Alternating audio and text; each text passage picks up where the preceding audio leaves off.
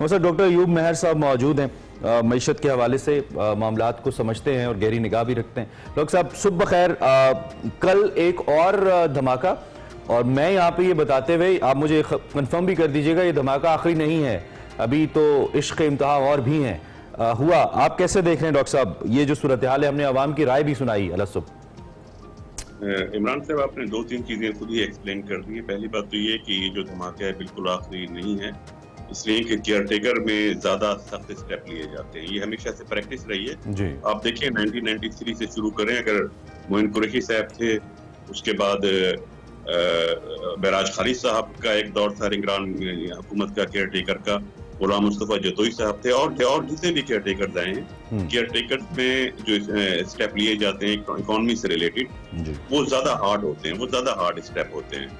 और ये इसमें इस तरफ ये मसला हुआ है कल के स्टेप में कि लोग एक्सपेक्ट नहीं कर रहे थे, इसलिए कि उससे पहले 15 दिन तक, 2 हफ्ते तक पेट्रोलियम मिनिस्ट्री की तरफ से स्टेटमेंट आती रही कि आवाम को सस्ता पेट्रोल मिलेगा क्योंकि रशियन पेट्रोल आ गया है जी। वो एक मुसलसल स्टेटमेंट आ रही थी। उस स्टेटमेंट की वजह से जो लोग हर्ट हुए हैं, हर्ट ठीक है, IMF से एग्रीमेंट होने के बाद लोगों की एक्सपेक्टेशन जो थी वो यही थी कि हालात अच्छे नहीं होंगे, लेकिन ये स्टेटमेंट के रशियन पेट्रोल आ गया है, पेट्रोल सस्ता हो जाएगा, वो एक इतनी इरेशनल और उसकी मिस कैलकुलेशन थी कि उसके बाद लोगों की एक्सपेक्टेशन थी कि शायद रिलीफ दिया जाएगा पेट्रोल प्राइस। तो डॉक्टर साहब वो किधर गया तेल, रशियन तेल? ये तो शहबाज शरीफ साहब प्राइम मिनिस्टर भी आके उन्होंने कहा कि इस वक्त जब मैं आपसे बात कर रहा हूं तो मैं आपको ये खुशखबरी देना चाहता हूं कि वो जो पहले ही हमारी शिपमेंट है वो आ गई है। वो किधर गया तेल जी रशियन? कल कुछ लोग तो सोशल मीडिया पे कह रहे थे कि वो आवाम के बढ़ते जख्मों और उनसे पड़ने वाली नीलों पे मालिश के लिए इस्तेमाल होगा, छिड़कने के लिए इस्तेमाल होगा। किधर गया वो?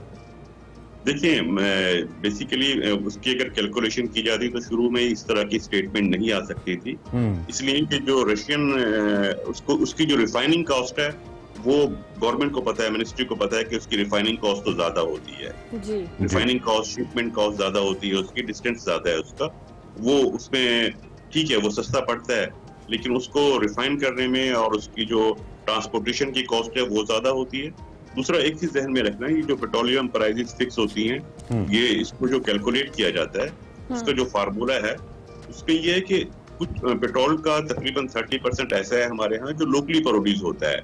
हम लोकली भी एक्सप्लोर करते हैं, थोड़ा बहुत पेट्रोल निकलता है सिंध से, बलूचिस्तान से, वो जाहिर है वो प्राइस बहुत कम पड़ती है, वो तो आपको फ्री पड़ रहा होता है ना, वो आपके अपने इंडिजिनस प्रोडक्ट है। लेकिन जब जो प्राइस का फार्मूला है उसमें ये होता है कि जो आप इंपोर्ट कर रहे हैं, जो लोकल है, उसकी फिर आप वेटेड एवरेज लेते हैं, उसका आप एवरेज निकालते हैं कि एवरेज प्राइस क्या बन रही है। तो ये जो रशियन पेट्रोल है वो ऐसा थोड़ी होगा कि सिलेक्टेड लोगों को रशियन पेट्रोल सस्ता दे दिया जाएगा, बाकी लोगों को महंगा दिया जाएगा, ऐसा नहीं होता। ठीक है, पेट्रोल है, उसकी एवरेज निकाली जाती है, और अगर आप एवरेज कैलकुलेट करते हैं तो वो कम प्राइस नहीं पड़ रही थी, क्योंकि फिर भी आप जो मेजर पार्ट है वो इंपोर्ट ही कर रहे थे। यानी बोलने से पहले, अनाउंसमेंट से पहले इन सारी सब्ज बाग दिखाए गए, और फिर इसीलिए अब शायद क्रिटिसिज्म भी कल हम सोशल मीडिया पे बहुत ज्यादा देख रहे थे। अच्छा जी डॉक्टर साहब आप कुछ कह रहे हैं, ऐड कर लें प्लीज। और दूसरा ये कि देखिए, आपने अभी व्यूज सुनवाए हैं, मैं सुन रहा था, बहुत इंटरेस्टिंग कमेंट्स थे उसमें। देखिए, सबसे जो वर्स्ट काइंड ऑफ एजिटेशन होता है लोगों का, वर्स्ट काइंड, वो एक खामोश एहतजाज होता है। जी। अगर लोग सड़कों पे नहीं आ रहे, लाताल्लुक हो गए हैं, लाताल्लुक हो जाना बहुत ज्यादा खतरनाक होता है। It's very important, yeah, you're right. अच्छा डॉक्टर साहब, ये जो भी हम पेट्रोल प्राइसेस की बात कर रहे हैं, ऑब्वियसली जिस तरह से भी शुरू में भी कहा हम लोगों ने, आप भी कह रहे थे कि ये कोई आखिरी बम नहीं है, और केयर टेकर सेटअप के अंदर इस तरह के कई मुश्किल फैसले होते हैं जिसका बर्डन कहीं ना कहीं हम जो सैलरी वाले लोग हैं उन पे आता है, और इनडायरेक्टली जाहिर है पूरी आवाम पे ही आता है।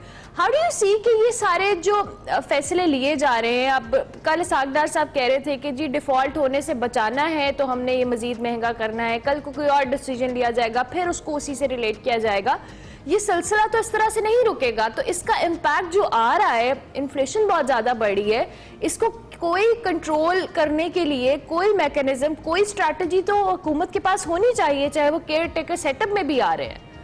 देखिए, डेफिनेटली होनी चाहिए। इसमें 2-3 बड़े इंपॉर्टेंट चीजें हैं जो हमारे इकोनॉमिक मैनेजर को समझने चाहिए। पहली बात यह कि अभी एक चीज और एक्सपेक्ट कर रहे हैं कि अभी मॉनेटरी पॉलिसी में इंटरेस्ट रेट नहीं बढ़ाया गया, लेकिन जो टी बिल्स के रेट्स हैं वो बता रहे हैं, जो डायरेक्शन है उससे पता लग रहा है और महंगाई से पता लग रहा है कि बिल्कुल 1 माह बाद जो अब दोबारा पॉलिसी आएगी उस पॉलिसी में इंटरेस्ट रेट भी बढ़ाया जा 22% से भी ज्यादा डॉक्टर साहब? जी जी, क्योंकि उसका एक फार्मूला है ट्रेजरी बिल्स का, जो ओपन मार्केट का रेट है उसमें 1.5, ये हमने बहुत पहले IMF से साइन किया था, उसको उसके हिसाब से एडजस्ट करना होता है। वो 22% यकीनन बढ़ेगा।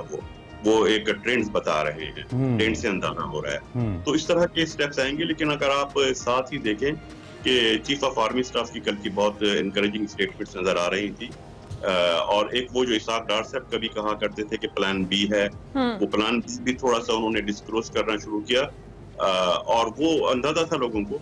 देखिए, 2 चीजें हैं जो आप जिस इकोनॉमिक क्राइसिस से गुजर रहे हैं।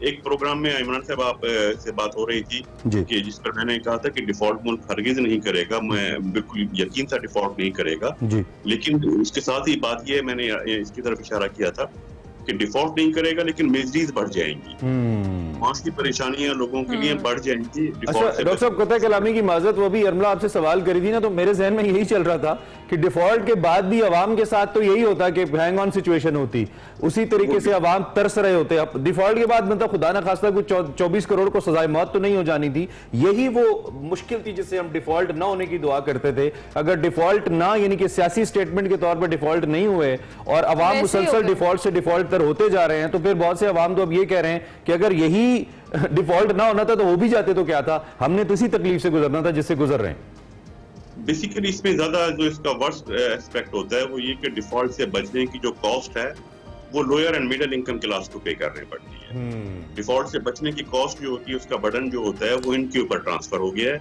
और जो प्लान बी की जिस तरह ये बात कर रहे थे, उसमें यह है कि इसाक डार साहब ने भी कहा हमारे पास अरबों डॉलर नहीं, हमारे पास खरबों डॉलर्स के एसेट्स हैं। बिल्कुल हैं। आपने एयरपोर्ट्स को आउटसोर्स करने की बात की, जो शिप हमारी है उसको आपने शिप पोर्ट्स को आपने बात की कि ये हम जो है UAE को आउटसोर्स कर रहे हैं।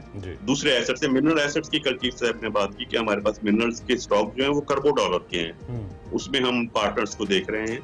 वो ठीक है, सब एक तरह से प्लान भी है। आपके पास फॉरेन एक्सचेंज आ सकता है, बहुत आपके पास अच्छे सोर्सेज है, और अब्रॉड भी आपके सोर्सेज है, पाकिस्तान की प्रॉपर्टीज हैं अब्रॉड। जो इसमें फुकदान नजर आ रहा है, जो इसमें प्रॉब्लम नजर आ रही है, वो ये कि इस तरह के तमाम प्रोजेक्ट्स में जो आउटसोर्स की बात हो रही है, जो आप लीज पर देने की बात कर रहे हैं, आपके मसाइल का हल नहीं कर रहा है, लेकिन मुस्तकबिल में उसकी वजह से एक बड़ा मसला क्रिएट हो सकता है। वो इस तरह से क्रिएट हो सकता है कि आप जब फॉरेन इन्वेस्टर्स की बात कर रहे हैं कि वो आएंगे, ठीक है, वो आपके पास डॉलर लेकर आएंगे, ठीक है, वो आपको वही चीज जो आप फॉरेन इन्वेस्टर को फैसिलिटीज दे रहे हैं, ठीक है, वो कहीं बेहतर होगा कि आप जो लोकल इन्वेस्टर हैं, जो पाकिस्तानी इन्वेस्टर, उनको इन्वॉल्व करें। ठीक है, तो सब बिल्कुल मुख्तसरन बता दीजिए, पेट्रोलियम प्राइसेस आपको केयर टेकर सेटअप के अंदर मजीद ऊपर जाती नजर आ रही हैं, पेट्रोल मजीद महंगा होता नजर आ रहा है?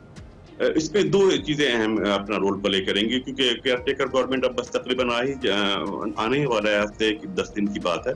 तो उसमें इस दौरान आपको एक बहुत इंपॉर्टेंट चीज ये है कि ग्लोबल प्राइसेस किस तरफ जा रही है। ठीक है, ठीक है, ठीक है, बिल्कुल ठीक है। डॉक्टर साहब, थैंक यू वेरी मच, आपने हमें अलग सुबह ज्वाइन किया। डॉक्टर अयूब हमें